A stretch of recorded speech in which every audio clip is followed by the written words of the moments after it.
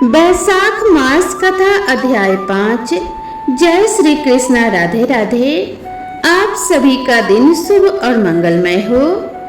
आज सुनिए बैसाख मास महात्म्य में आगे की कथा, जिसमें राजा पुरुयशा को भगवान का दर्शन, उनके द्वारा भगवत स्तुति और भगवान के वरदान से राजा की सायुज्य मुक्ति का वर्णन है। श्रुतदेव कहते हैं, परमात्मा भगवान नारायण 4 भुजाओं से सुशोभित थे। उन्होंने हाथों में शंख, चक्र, गदा और पद्म धारण कर रखे थे। वे पीतांबर धारण करके वरमाला से विभूषित थे। भगवती लक्ष्मी तथा एक पार्षद के साथ गरुड़ की पीठ पर विराजित थे। उनका तेज देखकर राजा के नेत्र सहसा मुद गए। उनके सब अंगों में रोमांच हो आया और नेत्रों से आंसू की धारा बहने लगी। भगवान के दर्शन के आनंद में उनका हृदय सर्वथा डूब गया। उन्होंने तुरंत आगे बढ़कर भगवान को साष्टांग प्रणाम किया। फिर प्रेम विफल नेत्रों से विश्रावात्मक श्री हरि को बहुत देर तक निहार कर उनके चरण धुले और उस जल को अपने मस्तक पर धारण किया। उन्हीं चरणों की धोवन रूपी श्री गंगा जी ब्रह्मा जी सहित तीनों लोगों को पवित्र करती हैं।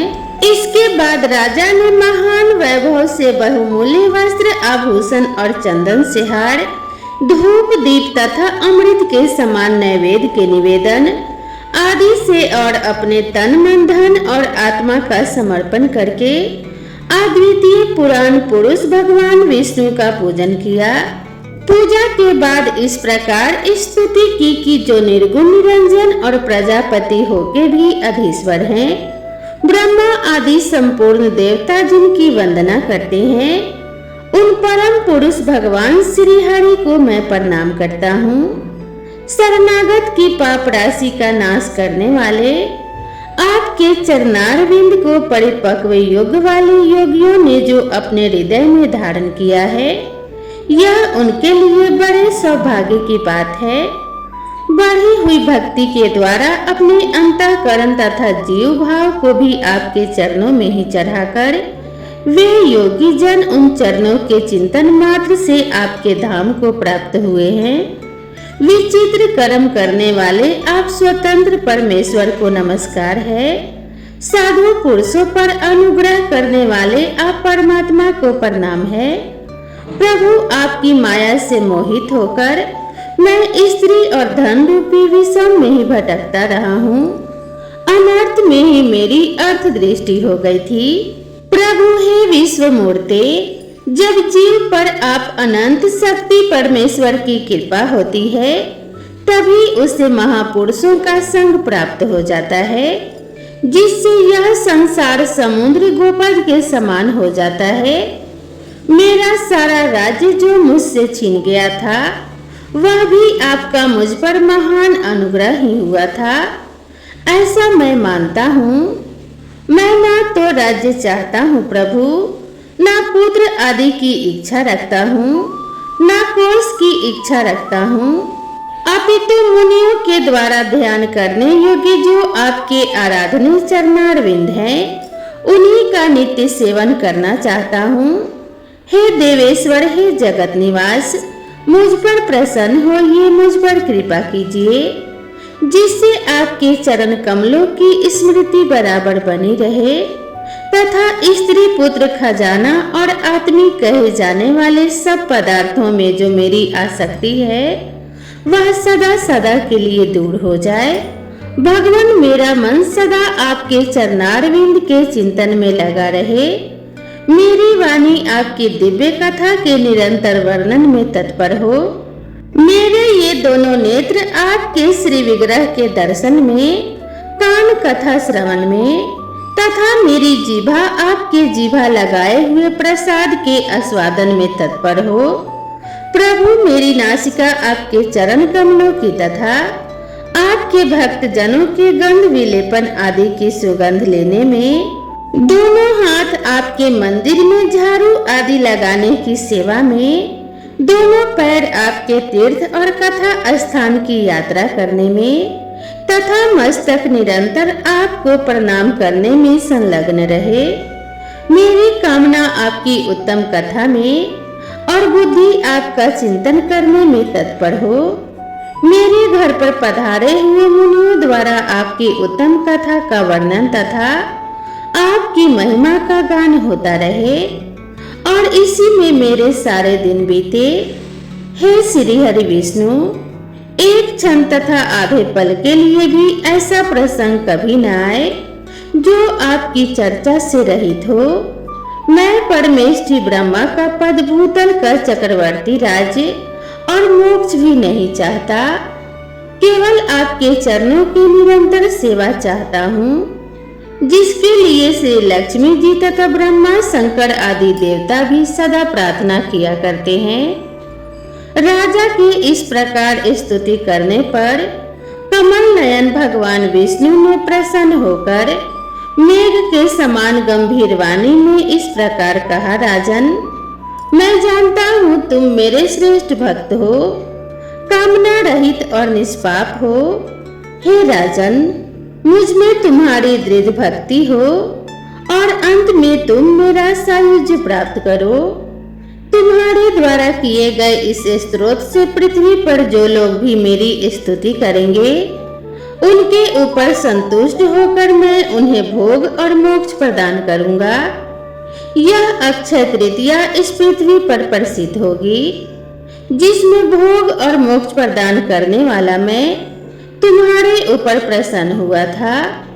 जो मनुष्य इस तिथि को किसी भी बहाने से या स्वभाव से ही स्नान दान आदि क्रियाएं करते हैं, वे मेरे अविनाशी पद को प्राप्त हो जाते हैं। जो लोग पितरों के उद्देश्य से अक्षय तृतीया को श्राद्ध करते हैं, उनका किया हुआ वह श्राद्ध अक्षय हो जाता है। इस तिथि में थोड़ा सा भी जो पुण्य किया जाता है, उसका फल अक्षय होता है। राजन, जो कुटुंबी ब्राह्मण को गाय दान करता है, उसके हाथ में सब संपत्तियों की वर्षा करने वाली बुद्धि और मुक्ति भी आ जाती है। अनग यह वैशाख मास मेरे चरण चिंतन की तरह ऐसे सहस्त्र पापों को हर लेता है, जिनके लिए शास्त्रों में कोई प्रायश्चित ही नहीं है। राजा को यह वरदान देकर देवाधिदेव भगवान जनार्दन सबके देखते ही देखते वहां से अंतर्ध्यान हो गए। इसके बाद राजा पुरुयशा सदा भगवान में ही मन लगाए हुए उन्हीं की सेवा में तत्पर रहकर इस पृथ्वी का पालन करने लगे। देव दुर्लभ समस्त मनोरथ का उपभोग करके अंत में उन्होंने चक्रधारी भगवान विष्णु का सायुज्य प्राप्त कर लिया। जो इस उत्तम उपाख्यान को सुनते और सुनाते हैं, वे सभी पापों से मुक्त होकर भगवान विष्णु के परम पद को प्राप्त हो जाते हैं। श्रुतदेव जी कहते हैं, राजन, पंपा के तट पर कोई शंख नाम से प्रसिद्ध परम यशस्वी ब्राह्मण थे, जो बृहस्पति के सिंह राशि में स्थित होने पर कल्याणमयी गोदावरी नदी में स्नान करने के लिए गए। मार्ग में परम पवित्र भीमरथी को पार करने के बाद दुर्गम जल सुने और भयंकर निर्जन वन में धूप से विकल हो गए थे। वैशाख का महीना था और दोपहर का समय था। वे किसी वृक्ष के नीचे जा बैठे। इसी समय कोई दुराचारी शिकारी हाथ में धनुष धारण किए वहां आया। ब्राह्मण के दर्शन से उसकी बुद्धि पवित्र हो गई और वह इस प्रकार कहने लगा कि मुने, मैं अत्यंत दुर्बुद्धि और पापी हूँ। मेरे ऊपर आपने बड़ी कृपा की है, क्योंकि साधु महात्मा स्वभाव से ही दयालु होते हैं। कहाँ मैं नीच कुल में उत्पन्न हुआ व्याध और कहाँ मेरी ऐसी पवित्र बुद्धि। मैं इसे केवल आपका ही उत्तम अनुग्रह मानता हूँ। हे साधु बाबा, मैं आपका शिष्य हूँ, कृपा पात्र हूँ। साधु पुरुषों का समागम होने पर मनुष्य फिर कभी दुख को प्राप्त नहीं होता। इसीलिए आप मुझे अपने पाप नाशक वचनों द्वारा ऐसा उपदेश दीजिए, जिससे संसार बंधन से छूटने की इच्छा रखने वाला मनुष्य अनायास भवसागर से पार हो जाते हैं। साधु पुरुषों का मन सबके प्रति एक समान होता है। वे सभी प्राणियों के प्रति दयालु होते हैं। उनकी दृष्टि में ना तो कोई ऊंच या नीच या फिर अपना और पराया है। मनुष्य संतप्त होकर जब जब गुरुजनों से उपाय पूछता है, तब तब उसे वे संसार बंधन से छुड़ाने वाले ज्ञान का उपदेश दिया करते हैं। जैसे गंगा जी मनुष्यों के पाप का नाश करने वाली है, उसी प्रकार मूर्ख जनों का उद्धार करना साधु पुरुषों का स्वभाव ही माना गया है। व्याध के यह वचन सुनकर शंख ने कहा, व्याध, अगर तुम कल्याण चाहते हो तो वैशाख मास में भगवान विष्णु को प्रसन्न और संसार समुद्र से पार करने वाले जो दिव्य धर्म बताए गए हैं उनका पालन करो। मुनि श्रेष्ठ शंख उस समय प्यास से बहुत कष्ट पा रहे थे। दोपहर के समय उन्होंने सुंदर सरोवर में स्नान किया और युगल वस्त्र धारण करके मध्याह्न काल की उपासना पूरी की। फिर देव पूजा करने के बाद व्याध के लाए हुए श्री महाड़ी और स्वादिष्ट कैथ का फल खाया। जब वे खा पीकर सुखपूर्वक विराजमान हुए, उस समय व्याध ने हाथ जोड़कर कहा कि मुने, किस कर्म से मेरा तपोमय व्याध कुल में जन्म हुआ और किससे ऐसी सद्बुद्धि तथा महात्मा की संगति प्राप्त हो गई। प्रभु, अगर आप ठीक समझे तो मैंने जो कुछ भी पूछा है वह तथा अन्य जानने योग्य बातें भी मुझे बताइए। व्याध के ऐसा पूछने पर शंख बोले कि हे व्याध, पूर्व जन्म में तुम वेदों के पारंगत विद्वान ब्राह्मण थे। साकल नगर में तुम्हारा जन्म हुआ था। तुम्हारा गोत्र श्रीवत्स और नाम स्तंभ था। उस समय तुम बड़े तेजस्वी समझे जाते थे, किंतु आगे चलकर किसी वेश्या में तुम्हारी आसक्ति हो गई। उसके संग दोष से तुमने नित्य कर्मों को त्याग दिया और शूद्र की तरह घर आकर रहने लगे। यद्यपि तुम सदाचार, शून्य, दुष्ट तथा धर्म कर्मों के त्यागी थे, तो भी उस समय तुम्हारी ब्राह्मण पत्नी कांतिमती ने वेश्या सहित तुम्हारी सेवा की। वह सदा तुम्हारा पूजन करने में लगी रहती थी। वह तुम दोनों के पैर धोती, दोनों की आज्ञा का पालन करती और दोनों से नीचे आसन पर सोया करती थी। इस प्रकार वेश्या सहित पति की सेवा करती हुई उस दुखनी ब्राह्मणी का इस धरती पर बहुत सारा समय बीत गया। फिर एक दिन उसके पति ने मूली सहित उड़द खाया और तिल मिश्रित निष्पाप भक्षण किया। उस अपथ्य भोजन से उसका मुंह और पेट चलने लगा। उसे बड़ा भयंकर भगंदर रोग हो गया और वह उस रोग में दिन रात जलने लगा। जब तक घर में धन रहा तब तक वह वेश्या भी वहीं टिकी रही। उसका सारा धन लेकर पीछे उसने भी उसका घर छोड़ दिया। वेश्या तो क्रूर और निर्दयी होती ही है। उसे छोड़कर किसी दूसरे के पास चली गई। तब वह ब्राह्मण रोग से व्याकुल होकर रोता हुआ अपनी पत्नी से बोला, देवी, मैं वेश्या के प्रति आसक्त और अत्यंत निष्ठुर प्राणी हूँ। मेरी रक्षा करो। सुंदरी, तुम परम पवित्र हो। मैंने तुम्हारा कुछ भी उपकार नहीं किया। कल्याणी, जो पापी और निंद मनुष्य अपनी विनीत पत्नी का आदर नहीं करता, वह 15 जन्मों तक नपुंसक होता है। महाभाग्य दिन रात साधु पुरुष उसकी निंदा किया करते हैं। तुम साध्वी और पतिव्रता हो। मैं तुम्हारा अनादर करके पाप योनि में गिरूंगा। तुम्हारा अनादर करने से जो तुम्हारे मन में क्रोध हुआ होगा, उससे मैं दग्ध हो चुका हूँ। अपने पति की ऐसी बात सुनकर वह पतिव्रता हाथ जोड़कर बोली, प्राणनाथ, आप मेरे प्रति किए हुए व्यवहार को लेकर दुख मत मनाएं। लज्जा का भी अनुभव मत कीजिए। मेरा आपके ऊपर बिल्कुल भी क्रोध नहीं है, जिससे आप अपने पूर्व जन्म में किए हुए पाप ही इस जन्म में दुख रूप होकर आते हैं।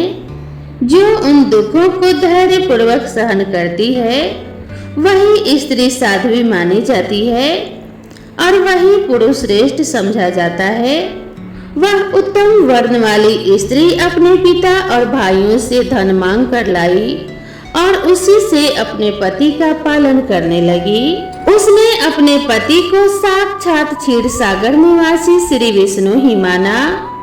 वह दिन रात पति को साफ करती और उसके शरीर में पड़े हुए कष्टदायक कीड़ों को धीरे धीरे नाखून से खींच कर निकालती थी। ब्राह्मणी न रात में सोती थी न दिन में। अपने पति के दुख से संतत होकर वह दुखनी सदा इस प्रकार प्रार्थना किया करती थी कि प्रसिद्ध देवता और पितर मेरे स्वामी की रक्षा करें, इन्हें रोगहीन और निष्पाप करें। मैं पति के आरोग्य के लिए चंडिका देवी को भैंस का दही और उत्तम अन्न चढ़ाऊंगी। भगवान गणेश की प्रसन्नता के लिए मोदक बनवाऊंगी। बस मेरे पति रोगहीन होकर 100 वर्ष तक जिए। इस प्रकार वह स्त्री हर दिन देवताओं से प्रार्थना किया करती थी। उन्हीं दिनों कोई देवल नामक महात्मा वहां आए। वैशाख मास में धूप से पीड़ित होकर साया काल के समय उस ब्राह्मण के घर में उन्होंने पदार्पण किया। ब्राह्मणी ने महात्मा के चरण धोकर उस जल को मस्तक पर चढ़ाया और धूप से कष्ट पाए हुए महात्मा को पीने के लिए मीठा शरबत दिया। प्रातः काल सूर्योदय होने पर मुनि जैसे आए थे वैसे ही चले गए। थोड़े ही समय में इसके बाद ब्राह्मण को शनिपात हो गया। ब्राह्मणी सौंठ मिर्च और पीपल लेकर जब उसके मुंह में डालने लगी तब उसने अपने पत्नी की अंगुली काट ली। उसके दोनों दांत सहसा सट गए और ब्राह्मणी की अंगुली का वह कोमल टुकड़ा उसके मुंह में ही रह गया। अंगुली काट कर उस वेश्या का ही चिंतन करता हुआ वह ब्राह्मण अंत में मर गया। तब उसकी पत्नी कांतिमती ने कंगन बेचकर बहुत सारा ईंधन खरीदा और चिता बनाकर वह साध्वी पति के साथ उसमें जा बैठी। उसने पति के रोगी शरीर का गाढ़ आलिंगन करके उसके साथ अपने आप को भी चिता में जला दिया। शरीर त्याग कर वह सहसा भगवान विष्णु के धाम में चली गई। उसने वैशाख मास में जो देवल मुनि को शरबत पिलाया था और उनके चरणों तक को सिर पर लगाया था, इससे उसको योगी गम्य परम पद की प्राप्ति हुई। तुमने अंतकाल में वेश्या का चिंतन करते हुए शरीर त्याग दिया था, इसीलिए घोर व्याध के शरीर में आए हो और हिंसा में आसक्त होकर सबको परेशान करते हो। तुमने वैशाख मास में मुनि को शरबत देने के लिए ब्राह्मणी को आज्ञा दी थी। उसी पुण्य से आज व्याध होने पर भी तुम्हें सब सुखों के एकमात्र साधन धर्म विषयक प्रश्न पूछने के लिए यह उत्तम बुद्धि प्राप्त हुई है। तुमने जो सब पापों को हरने वाले मुनि के चरण दक को अपने सिर पर धारण किया था, उसी का यह फल है कि वन में तुम्हें मेरा संग मिला है। इसके बाद ब्राह्मण शंख ने उस व्याध को वैशाख मास महात्म की एक कथा सुनाई। उस कथा को सुनकर एक सर्प का उद्धार हुआ। वह सर्प कौन था, किस प्रकार से उसका उद्धार हुआ और वैशाख मास महात्म श्रवण से व्याध का वाल्मीकि होने का वर्णन आप सुनेंगे अगले अध्याय में। तो प्रेम से बोलिए भगवान श्री विष्णु की जय, माता लक्ष्मी की जय। माता लक्ष्मी और भगवान विष्णु की कृपा आप सभी के ऊपर सदा सर्वदा बनी रहे। इसी मंगल कामना के साथ आज के वीडियो को समाप्त करती हूँ। दोस्तों, अगर आप मेरे चैनल पर पहली बार आए हैं तो चैनल को सब्सक्राइब कर लीजिए और वीडियो को एक लाइक जरूर कीजिए। साथ ही अपने सभी फ्रेंड्स और फैमिली के साथ भी शेयर कर दीजिए। तो मिलते हैं इसी तरह की नेक्स्ट वीडियो में, तब तक के लिए राधे राधे।